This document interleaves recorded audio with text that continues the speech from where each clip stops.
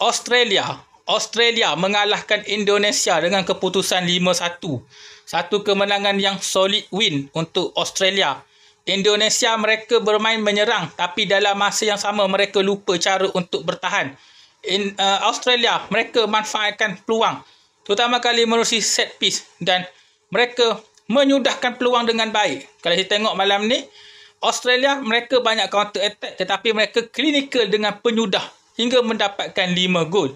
Indonesia mereka agak rugi kerana di awal perlawanan mereka diberikan sepakan penalti tetapi malangnya gagal disudahkan dalam bentuk jaringan gol.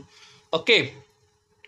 Kalau kita tengok perlawanan tadi, banyak pertarungan duel aerial dan juga ground aerial. Banyak pertarungan dimenangi oleh Australia menggunakan kelebihan fizikal mereka untuk menang pertarungan bola tinggi dan juga bola rendah. Indonesia di second half, mereka bermain untuk lebih menyerang.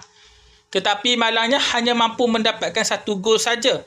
Tetapi malangnya bila mereka menyerang, pertahanan mereka terdedah dengan beberapa kali siri serangan balas oleh lawan. Australia selepas mendahului selesa 3-0 di separuh masa pertama, di separuh masa kedua mereka sedikit menurunkan rentak perlawanan. Tetapi dalam masa sama menjaga pendahuluan 3-0 tetapi mencuri peluang dengan beberapa siri serangan balas yang pantas dan manfaatkan situasi set piece. Tetapi mereka mampu mendapatkan 2 gol lagi untuk menang 5-1. Apapun satu kemenangan yang solid untuk Australia, manakala Indonesia perlu memperbaiki lagi aspek pertahanan dan juga aspek kreativiti perlu diperkemaskan oleh mereka menjelang perlawanan seterusnya. Itu je lah nak cakap. Kalau korang suka konten saya, like, share, komen dan subscribe channel YouTube ni. Jumpa lagi. Assalamualaikum warahmatullahi wabarakatuh.